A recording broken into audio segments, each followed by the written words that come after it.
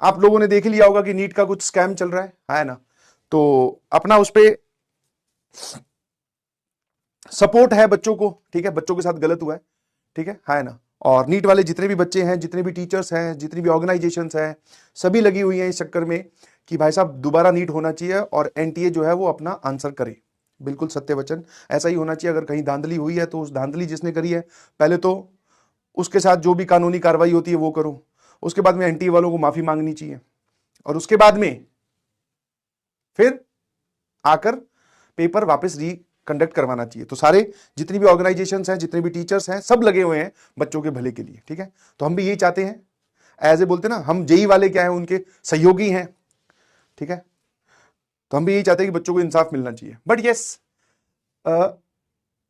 कुछ जो मेरे मन में एक ऐसी बैठे बैठे ख्याल आया कि ऐसा जेई, मैं मुद्दा वापस नहीं उठा रहा हूं, मतलब ऐसा नहीं है कि बीच में अपनी कुछ ऐसा कुछ पॉलिटिकल स्टेटमेंट या फिर बीच में बोलते हैं ना व्यूज के लिए, कुछ नहीं।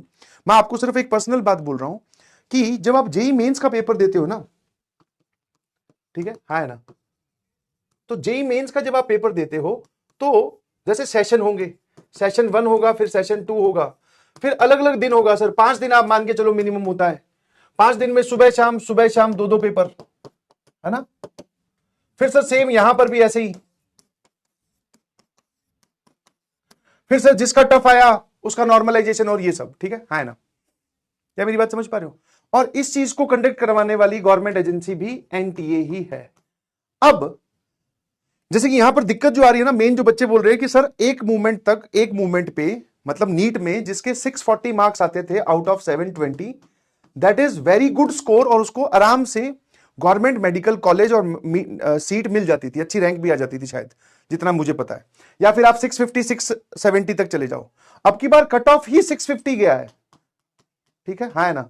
650 कट ऑफ गया, मतलब जो इससे ऊपर लेके आया उसको मिल सकती है गवर्नमेंट कॉलेज, इससे नीचे वाले तो सब डिस्क्वालीफाइड ही है, वो तो बात ही ना करें। तो अब इस प्रकार से क्या होता है, कई बार जैसे कुछ लोग बोल रहे हैं कि पेपर बहुत आसान था, कुछ लोग मतलब जो मेन रीजन निकल के आ रहा है वो यही निकल के आ रहा है, जितना मुझे समझ में आता है कि पेपर लीक हुआ था, बिकॉज 70 टॉपर हो।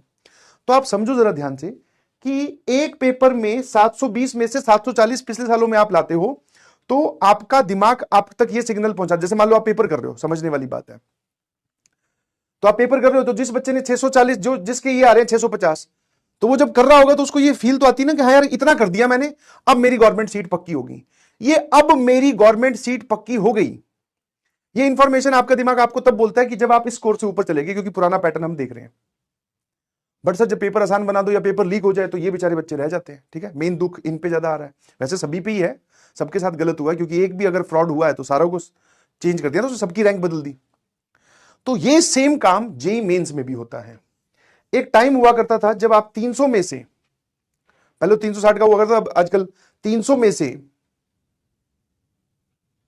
है ना, अगर आप किसी में स्कोर करते हो मान लो 220 प्लस, समझना जरा, 220 तो ये बहुत वेरी गुड स्कोर माना जाता है, आप पता करिए प्लीज, समझ में। अगर जेई मेंस की आप बात करें तो आपको 300 में से 220 अगर नंबर आ रहे हैं तो भाई साहब this is a very good score, समझे। मैं जेई मेंस की बात कर रहा हूं, बिकॉज जेई मेंस ही सिर्फ एनटीए कंडक्ट करवाता है। ऑल्दो 2018 में एनटीए वालों ने यह बोला था कि हम जेई एडवांस भी कंडक्ट करवा लेंगे, बट जितने भी जेई एडवांस के प्रोफेसर थे उन्होंने बोला था कि नहीं भाई, हम जेई एडवांस हम अपनी अपनी आईआईटीज अपने अपने हिसाब से हम मिलकर कंडक्ट करवा लेंगे, do not interfere in this.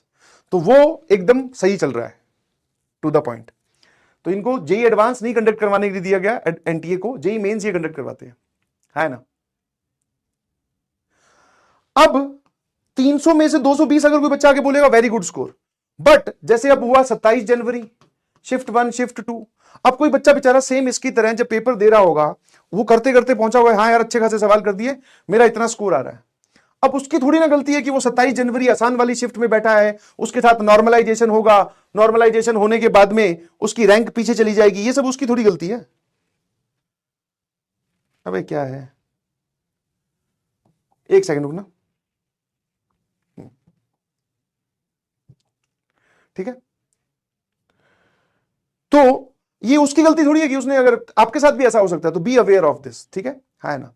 तो अब इसमें सर हम क्या कर सकते हैं, तो बेसिकली तुम अपने तरफ से तो कुछ नहीं कर पाओगे, क्योंकि तुम्हें नहीं पता होगा कि तुम्हारी कौन सी शिफ्ट में पेपर आएगा, तुम्हारी शिफ्ट का पेपर आसान है कि मुश्किल है। क्योंकि मान लो अब एक शिफ्ट ऐसी बना दी, जैसे 1 फरवरी वाला पेपर था, तो पूरे साल की जर्नी में टीचर ने बोला कि भैया 200 से ऊपर नंबर ले आना, 200 से ऊपर नंबर ले आना, तेरा सब बढ़िया हो जाएगा, तेरे को बढ़िया एनआईटी मिल जाएगी। एक शिफ्ट ऐसी बना दी कि बच्चे का 170 ही आ रहे हैं। अब जब ये 170 वाला पेपर दे रहा होगा और रिजल्ट आने तक जब ये घर पे अकेला रहा होगा, इसका कितना कॉन्फिडेंस कम रहा होगा कि सर ने बोला था यार 200 से ऊपर लेके आने, तब हम सेफ जोन में है, मैं तो 170 ही ले पाया। हाँ चलो, बाद में नॉर्मलाइजेशन होकर और ये सब चीजें होकर रैंक आपकी एक अच्छी आ गई, अगर आपकी शिफ्ट का पेपर टफ है तो। बट ये लेके आ रहा है, इसकी रैंक तो बढ़िया आ रही है, ये लेके आ रहा है, इसकी रैंक कम आ रही है, तो ये सब है ना मिसमैच सा है, मिसमैच, कहीं पर कुछ नहीं है। एक टाइम हुआ करता जिसमें ये भी बोला जाता था कि यार ये वाले चैप्टर्स इंपॉर्टेंट है, इन पे फोकस करो। अब कोई पैटर्न नहीं है, कोई डिस्ट्रीब्यूशन नहीं है। किसी किसी शिफ्ट में तो कोऑर्डिनेट ज्योमेट्री के 5 सवाल आ गए, किसी शिफ्ट में कोऑर्डिनेट ज्योमेट्री का एक भी सवाल नहीं आया। नहीं समझे? तो अब इसको अब नहीं समझ में आ रहा, अब अपने क्या करें, इसका क्या करें। तो मैं आपको यही बोल रहा हूं भाई कि आप अपनी तैयारी है ना जी जान लगाकर कीजिए, ये ऐसे ही चलता रहेगा। आई डोंट थिंक कि ये कभी चेंज होगी। और इसमें जेई मेंस में तो ये चलता है। ऑल्दो एक बढ़िया स्टेप जहां पर अप्रिशिएट करना चाहिए वो ये है कि सेशन 1 सेशन 2 थ्रू किए, कि अगर कोई बच्चा यहां फंबल हो तो यहां अपने आप को संभाल ले 2 महीने के गैप में, ये एक बढ़िया स्टेप है। बट अभी भी ये वाली जो चीजें है ना, ये बड़ी परेशान कर रही है। समझ पा रहे हो, नहीं समझ पा रहे हो, है ना? ठीक है, तो तैयार रहिएगा प्लीज। हाँ, आपको पेपर अटेम्प्ट करना सीखना। अब जब से ये शिफ्ट वाली चीजें हुई है तो आप अब ऐसा नहीं बोल सकते कि सर मैट्रिसेस डिटर्मिनेंट छोड़ जाऊंगा। नहीं भाई, पता चला तेरी शिफ्ट में मैट्रिसेस डिटर्मिनेंट के 2-2 3-3 सवाल आ गए, फिर जाके किसको बोलेगा? नहीं समझे? तो अब आपको थोड़ा सा वाइड एंगल से तैयारी करनी पड़ेगी कि आपकी शिफ्ट में कोई सा भी सवाल परोसा जा सकता है। ठीक है, हाँ बिल्कुल सही। चलिए, आज हम बात करने वाले हैं, ठीक है, बाकी और एक और छोटी सी बात बोलूंगा प्लीज। ठीक है, आप जब भी पेपर दे के आए, मेरी आपसे रिक्वेस्ट है, वैसे तो ये बात आपको 1 साल बाद में यूज करनी है, या करीबन करीबन दिसंबर में जनवरी में यूज करनी है। कोई भी पेपर आप दें, कैसा भी हो, प्लीज आप अंदर से परेशान ना हो। ठीक है, हाँ ना? बोलना बहुत आसान है, करना बहुत मुश्किल है। I believe and I understand this. But देख रहा हूं कि बहुत सारे बच्चे परेशान हैं अपने नंबर्स को लेकर। बाहर नीट वाले भी बेचारे, और जो अभी प्रिपरेशन इस साल कर रहे हैं वो भी अपने नंबर्स को लेकर परेशान मत होइए प्लीज। ठीक है, और परेशान ना होइए से मेरा मतलब है कि ज्यादा अपने दिमाग पे नंबर्स को मत हावी होने दीजिए। ठीक है, कुछ ना कुछ रास्ता निकल आएगा। आप अपनी गलतियां पहचाने, आगे बढ़े, रिलैक्स रहिए प्लीज। ज्यादा उलझुल कुछ नहीं सोचना है, समझ गए? बस तुम्हारा फोकस ये होना चाहिए कि जो पढ़ाया जा रहा है वो समझ में आ रहा है, क्वेश्चन मैं सॉल्व कर रहा हूं, प्रैक्टिस कर रहा हूं सर, अपनी तरफ से जी जान जोग रखी है। बट एक खुश होकर, बिना किसी बोझ के, बिना किसी परेशानी के मैं मेहनत कर रहा हूं या मेहनत कर रही हूं, बस that is the ultimate aim. इससे आगे आपकी जो किस्मत है वो डिसाइड करेगी। आप ज्यादा मत सोचिए प्लीज। ठीक है, हाँ, अब मैं वो टॉपिक बोलना नहीं चाह रहा हूं, बट वही है ना, उसको अवॉइड भी नहीं कर सकते। कुछ बच्चे रास्ते से हटकर कुछ गलत स्टेप्स ले लेते हैं। अब मैं उनकी सिचुएशन तो अंदर से नहीं जान सकता कि उनको क्या सोचने लगा ऐसा, या फिर वो किस बात में ऐसा उलझ गए। ऑब्वियसली यही होगा कि मैं नहीं कर पाया, मैं नहीं कर पाई। तो मेरी आपसे इतनी सी रिक्वेस्ट है, प्लीज ऐसा कुछ आपके दिमाग में आए तो talk to your parents, talk to your teachers, अपने दोस्त से बात कीजिए। ठीक है, रिलैक्स रहिए प्लीज। जेई और नीट में सिलेक्शन होना या ना होना, यह आपकी जिंदगी का एक हिस्सा है। ऑब्वियसली मेहनत बहुत ज्यादा की है, सिलेक्शन ना होने पर सर बहुत बुरा लगता है, बट वो बहुत बुरा इतना नहीं लगना चाहिए कि आप, ठीक है, हाँ बुरा लगेगा, थोड़ा हम सह लेंगे, थोड़ा झेल लेंगे, थोड़ा भूल लेंगे, but yes that is not the end of the story. समझ पा रहे हो? और ये बात आप तभी जान पाओगे जब आप इस एज में आ पाओगे। नहीं समझ रहे हो? तो इसीलिए बार बार आपको एक्सटर्नली क्यों बोला जाता है ये कि भाई कुछ और नहीं सोचना है, नहीं हुआ कोई बात नहीं, हो जाएगा किसी ना किसी दिन, और बढ़िया कुछ हो जाएगा, टेंशन बिल्कुल नहीं लेनी है। ये क्यों बोला जा रहा है बार बार टेंशन क्यों? क्योंकि कुछ बच्चे ले रहे हैं ज्यादा टेंशन, परेशान रहते हैं 24 घंटे। नहीं परेशान रहना है, हो जाएगा, रिलैक्स रहो, थोड़ा कर लो, कोई बात नहीं। नहीं हो रहा, एक दिन का ब्रेक लो। 2 महीने हो गए ना भाई पढ़ते पढ़ते। आज क्या तारीख है? 9 जून है ना? 9 जून है आज, सॉरी कितनी जून है? वाह भैया वाह, 6 जून है आज। करीबन करीबन 2.25 महीने हो गए अच्छे से लगे हुए सर, हम कर भी रहे हैं। एक दिन का सर ब्रेक ले सकते हैं क्या? बिल्कुल ले सकते हैं, खुली छूट है एकदम। संडे आ रहा है, बढ़िया एकदम चिल। अपने आप को ब्रेक देते रहिए और ये बात अपने आप को भी समझाओ। जहां जहां मुझे मौका मिलेगा, जहां जहां मैं कर सकता हूं, मैं आपको जरूर समझाऊंगा, बट अपने आप को भी जरूर समझाइए प्लीज। ठीक है ना? ये सब पार्ट हैं, ये सब सिलेबस के पार्ट हैं, और सिलेबस का पार्ट जेई का पार्ट है, जेई आपकी जिंदगी का पार्ट है। वैसे तुमने सेट सबसेट सुना होगा ना, सेट सबसेट सुना होगा, तो मैं जेई की भाषा उसमें थोड़ी मैथमेटिकल लैंग्वेज में समझाऊं तो ये आपकी जिंदगी है, उसमें से एक छोटा सा पार्ट जो आपकी जिंदगी में 2 इयर्स के लिए आया। जिंदगी अगर मान के चले आज के हिसाब से कितने सालों की थी सर? 80 सालों की मान लेते हैं, या चलो 70 साल की मान लेते हैं। 70 साल में से 2 साल के लिए सर हमारे जेई का प्रिपरेशन, या 3 साल के लिए आया, तो ये आपका सुपर सेट है भाई। तो ये थोड़ी ना सुपर सेट है, तुम इसके अंदर थोड़ी बैठे हो, इसके अंदर बैठे हो। और भी बहुत सारे सेट आएंगे सर, नौकरी आएगी, और जिम्मेवारियां आएगी, शादी होगी, दोस्ती हमारा एक एंगल है, हमारा परिवार है, बिजनेस कुछ करेंगे, कोई खुद का कुछ स्टार्टअप करेंगे, बहुत सारी चीजें हैं। इससे बाहर निकल जाओ, कोई बात नहीं। समझ गए? बस इतना से समझाना चाह रहा हूं। हाँ, क्रिकेट है, सारी चीजें हैं, डिस्ट्रैक्शन है ना? अब है तभी तो अपना टाइम ले जाती है ये। डिस्ट्रैक्शन है, मूवी है, कुछ ना कुछ है, तो ये सारे एंगल्स हैं। तुम इस पे ही, तुमने पता क्या किया, इसको उठाकर ये जेई बना दिया। लो भैया, ये जेई के अंदर हमारी जिंदगी है, नहीं, उल्टा है। Your JEE journey is a part या subset of your life. Your life is not a subset of your JEE preparation. ठीक है?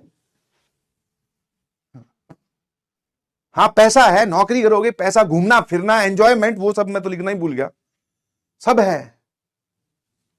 ये खुगाए पकड़े बैठे हो। हाँ, वही बिजनेस स्टार्टअप से एक मतलब यार पैसे ही तो है। हाँ, मतलब दुनिया का भला भी है, हमारा भी थोड़ा भला हो जाए सर, क्या दिक्कत है? गाड़ी है, घूमना फिरना है, यूरोप के टूर लगाने हैं, घूम के आना है। वो जो फोटो हमने कभी किसी वॉलपेपर पे देखी थी, किसी के डेस्कटॉप पे देखी थी, उस जगह जाके वहां पे सेल्फी लेनी है, ये सब पार्ट भी तो है। और ये कहां लिखा हुआ है कि जो जेई क्वालिफाई करता है वही उस फोटो तक पहुंच पाता है? समझे कि नहीं समझे? गेम समझ नहीं रहे हो। छोटी छोटी जो इच्छाएं हैं सर, एक बाइक देखी थी बहुत जोरदार, रेस दो तो फुर्र फुर्र आवाज आती है। तुम तो नाम भी जानते हो, मैं तो अपने टाइम पे ऐसे याद रखता था कि बड़ा होऊंगा तो ये वाली बाइक लेनी है, हायाबुसा। उसका वो जो एच था ना, ऐसे करके एक पोस्टर पे बना हुआ है, मतलब मेरे को एग्जैक्ट नहीं याद आ रही, ऐसे करके ऐसी कुछ होती है ना, यहां पर एक एच सा बना होता था। वो स्टिकर देख के बड़ा अच्छा लगा, मैं कहा यार ऐसा कुछ करना है। तो that is also a part of life. ये कौन समझाएगा? सर आपने ली तो नहीं, अब इच्छा नहीं रही। हाँ, उतने पैसे हैं कि मैं वो ले सकता हूं, बट अब इच्छा नहीं रही। ठीक है ना? बाइक की जरूरत नहीं पड़ती, गर्मी इतनी पड़ रही है, अपने आप को दूसरे तरीके समझा दिया। हाँ, जो भी है, तो आपके पास में और चीजें हैं सोचने के लिए, सब मिलाकर जिंदगी बनती है भाई। ठीक है? तो मैं जो ये ज्ञान देने की कोशिश कर रहा हूं, इसका सोल पर्पज सिर्फ ये है कि किसी भी चीज को अपने दिमाग पे हावी ना होने दें, बस रिलैक्स रहें। और रिलैक्स रहने, ऐसा कहने से रिलैक्स नहीं रह सकते, दोस्तों से बात करें, हाँ ना, किसी के सामने रो लें, समझ में आया? किसी के सामने रो लें, अपने पेरेंट्स से बात कर लो, कुछ ना कुछ करते रहो। ब्रेक, ब्रेक बड़ा जरूरी है ना? मस्टैंग, वाह यार, बहुत बढ़िया, बहुत बढ़िया। हाँ, अपनी अपनी लिखो मत कि ड्यूक ये क्या है, केटीएम वेटीएम। बढ़िया बाइक है वैसे, मैंने देखी है, पर ज्यादा ही हल्की। एक बार मैं उस पर बैठा था, सच में हल्की, मतलब शरीर थोड़ा हैवी है ना, तो केटीएम बैठती भाई साहब। केटीएम का एम तो इतना ही पिचक गया, टी थोड़ा सा टेढ़ा हो गया था, के बचा, मैं उतर जाता हूँ।